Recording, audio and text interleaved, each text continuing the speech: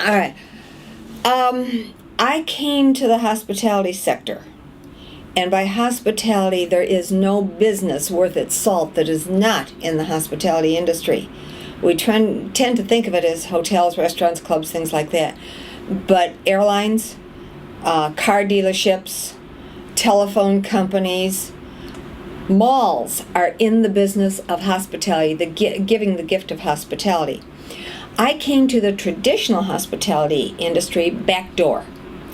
I grew up in an Italian-American household with a family business of an Italian neighborhood grocery store, where everything was customer relationship management, but we didn't call it that.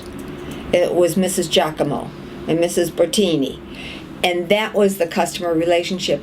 And I learned from my father's knee how the 1 plus the 1 plus the 1 plus the 1 equals the many as far as customers, word of mouth, which we call now word of finger, going out there. But it was in essence and in foundation the coach that made the difference. The leadership of that store. That leadership was the leadership of our family and was the leadership of the business, and that was my dad. He had that gift. He was blessed with that gift. The concept of leadership is what I call, and we've all heard this phrase, the coach makes the difference. If you don't believe that, all you have to do is look around the state of Michigan and look at the athletic teams. Look at what's happened with the good old Detroit Lions. If anyone would have said last year they'd have the record they have this year, no one would have believed it. The University of Michigan, as much as it hurts me to talk about the Mason Blue, their football team has done a tremendous turnaround. The coach makes the difference. Tom Izzo at Michigan State, Susie Merchant at Michigan State, the baseball coach. So the coach makes the difference. The coach has the vision. But that coach cannot win the game without everyone on the team understanding the playbook. And that playbook is the strategic plan, which isn't something to write down, close the book, and set on a shelf. I don't know how many businesses I've walked into where the strategic plan was done. Okay, that's done. Let's close it and put it on the shelf, and it's never seen again.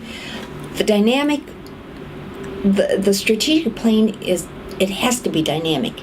It has to evolve because customers evolve.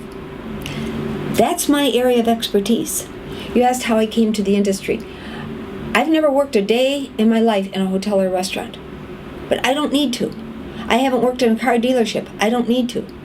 I haven't worked in a telephone company. I don't need to, because I am like Red Skelton's character from years ago, Jethro and Heathcliff, that sat on the wires and looked down and saw people move, the old crows.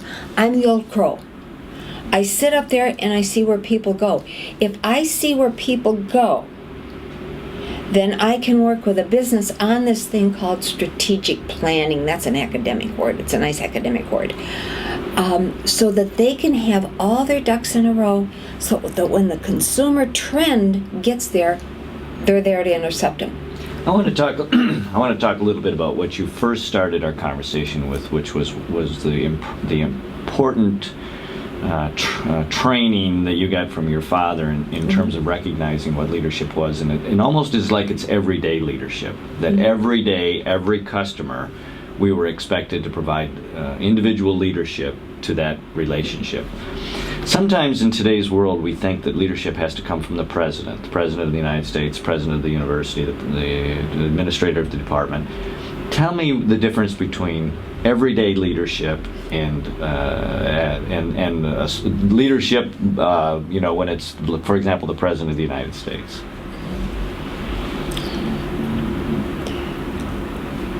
Customers and employees are not stupid. Sometimes I think our leaders think we are.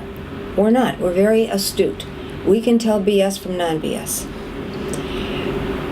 Leadership is not doing one thing 1,000% better. Leadership is doing 1,000 things 1% better.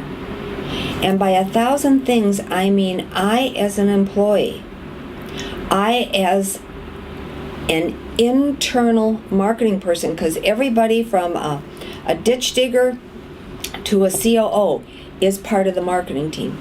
I have to believe in it, and I have to see it in practice by you if you are the coach. You can't tell me to be nice to a customer if you hole up in a wall, or you hole up in your office. You can't tell me to be nice to the customer if I don't see you interacting and showing me how to be nice. We learn by example.